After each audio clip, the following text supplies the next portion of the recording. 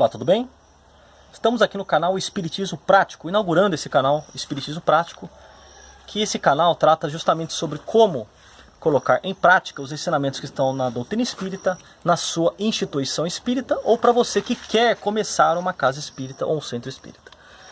Então toda semana, gente, nós vamos colocar vídeos aqui sobre como implantar atividades espíritas, seja você que quer fundar uma, que você não tem uma atividade, você quer fundar, seja você que já participa de uma casa espírita, mas você gostaria que fosse de uma outra maneira e quer começar uma atividade, seja você que dirige uma casa espírita, da diretoria de uma casa espírita e quer ampliar o escopo de trabalho da sua instituição. Então esse canal é para você, tá?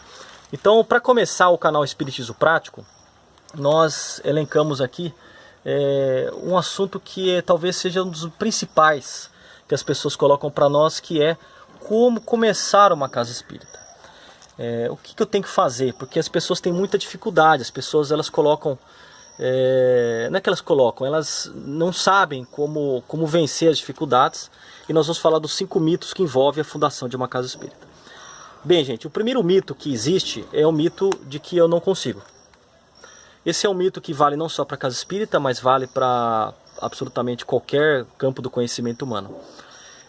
Existe uma pecinha no nosso corpo chamada cérebro. E essa pecinha, ela coloca algumas barreiras emocionais, psicológicas. E uma dessas barreiras é de que eu não consigo fazer. Essas barreiras, elas existem justamente pela nossa condição evolutiva. Os espíritos evoluídos, eles não possuem essas barreiras de eu não consigo. Eles vão lá, planejam e fazem. Isso a gente vê nas obras espíritas.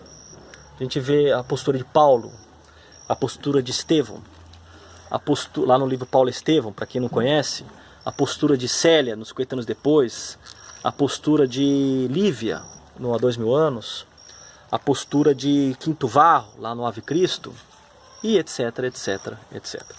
Os espíritos inferiores, por outro lado, eles têm medo. Isso é uma característica comum a todos nós que somos espíritos inferiores, porque estamos num mundo de provas e expiações. E por que desse medo? E por que desse não consigo? É até algo assim que surge naturalmente pelo nosso histórico. Qual que é o nosso histórico? Poxa, quantas encarnações de falências, de erros. Obviamente, quando a gente reencarna num mundo cheio de desafios como esse daqui, de pressões sociais, pressões familiares, pressões materiais, obviamente que a gente carrega todo esse histórico negativo e isso se transforma em medo, se transforma em não consigo fazer. Então o primeiro mito é esse daí, você consegue fazer sim. O primeiro obstáculo que você tem que quebrar é o obstáculo da baixa autoestima. E como que eu posso quebrar esse obstáculo? Ora, basta você se utilizar de referências parecidas com você que conseguiram. Então, se a gente for observar, por exemplo, lá no Evangelho de Jesus, quais são as pessoas que trabalharam com Jesus? Mulheres viúvas, crianças órfãos, velhinhos abandonados, adultos semi-analfabetos, iletrados, com grandes dificuldades materiais e morais. Esse é o perfil das pessoas que trabalhavam no Evangelho da Senhora de Jesus. Ou seja, pessoas que estavam numa condição de dificuldade e conseguiram desenvolver as suas atividades. Conseguiram.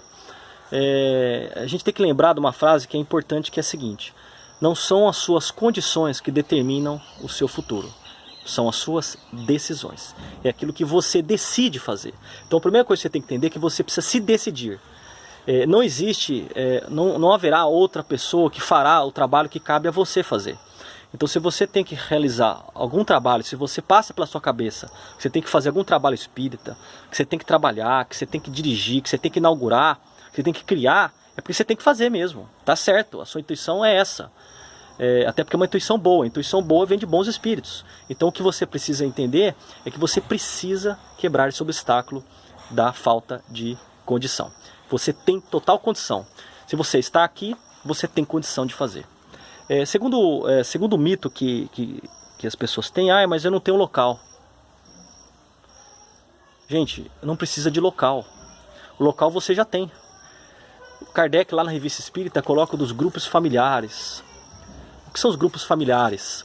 é o grupo que se reúne, às vezes, em casa, para começar. Então você pode reunir na sua casa, para começar. Você precisa começar, não é? Então você começa na sua casa. A maneira como fazer isso, nós vamos falar daqui a pouco no quinto mito, aí, que é a metodologia.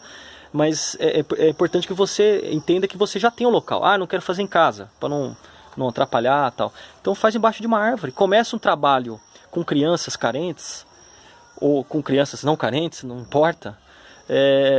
Distribui uma sopa, faz uma evangelização, conta uma história para as crianças de 30 minutos.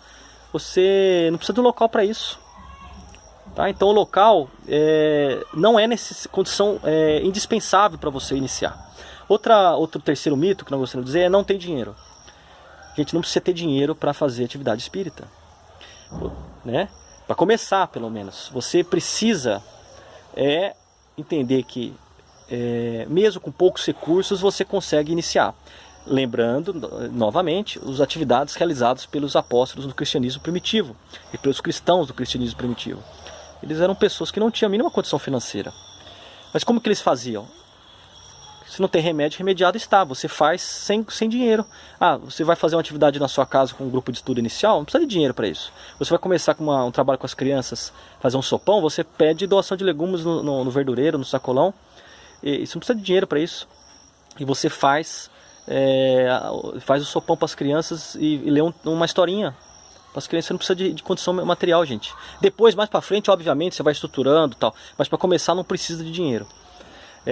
Lembrando que a Casa do Caminho era uma instituição muito simples, perfeito? Mas eles faziam a sua atividade.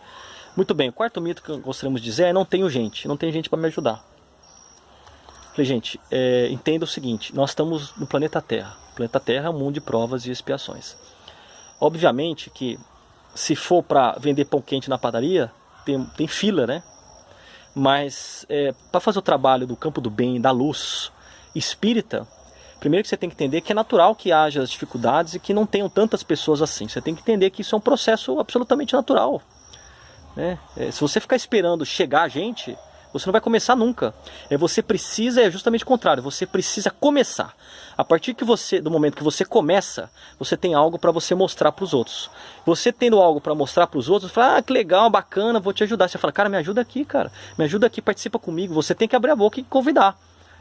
Mas você precisa ter algo para começar. E para começar, esse grupo de estudo, esse trabalho embaixo de uma árvore, está excelente para começar. E aí, aos pouquinhos, as pessoas que estiverem sintonizadas com a programação vão se somando aí. Agora, para ajudar a juntar gente, vem o quinto mito. Ah, mas eu não tenho a metodologia, o como fazer. E aí, gente, o como fazer, qual é a minha dica para você? Aqui vai a dica. É importante que você estabeleça uma programação em que você consiga formar voluntários comprometidos ao longo do tempo. Porque se você só chamar a pessoa, aí a outra semana fala, eu não vou porque eu vou viajar, eu não vou porque eu vou pra praia, eu não vou porque é aniversário de não sei de quem. Aí você acaba ficando sozinho. Então você precisa formar o comprometimento dessas pessoas. Como fazer isso? Através do esclarecimento. É a educação que liberta. Conhecereis a verdade vos libertará. Então é através do conhecimento que essas pessoas que inicialmente estão te ajudando de boa vontade, lembra-se que boa vontade é o pilar inicial, né, que André Luiz recomenda. Mas tendo a boa vontade, é preciso o próximo passo. E o próximo passo é gerar comprometimento. E para gerar comprometimento, você precisa que essas pessoas estudem. Essas pessoas conheçam a realidade onde elas estão inseridas. Conheçam o contexto onde ela está inserida. Conheçam a necessidade estabelecida. Então, como fazer isso? Através do curso Conheça o Espiritismo. É um curso para formação de voluntários comprometidos na Casa Espírita.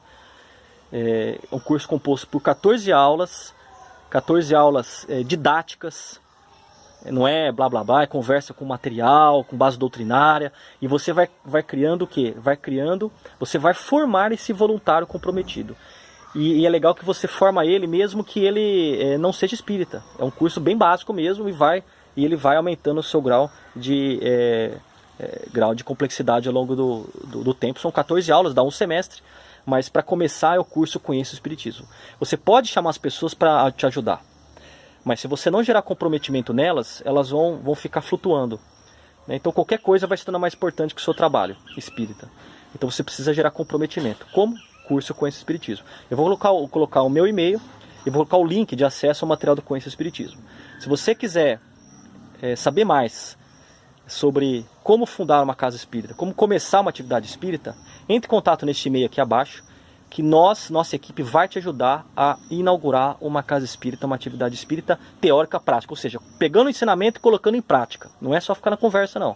Se você gosta disso, gosta de pôr a mão na massa, entre em contato conosco aqui, nós vamos te ajudar. Em qualquer lugar do Brasil, especialmente aqui em Santa Catarina, nós vamos pessoalmente. Mas se for fora do estado, também nós vamos visitá-lo pessoalmente, auxiliá-lo a fundar uma casa espírita.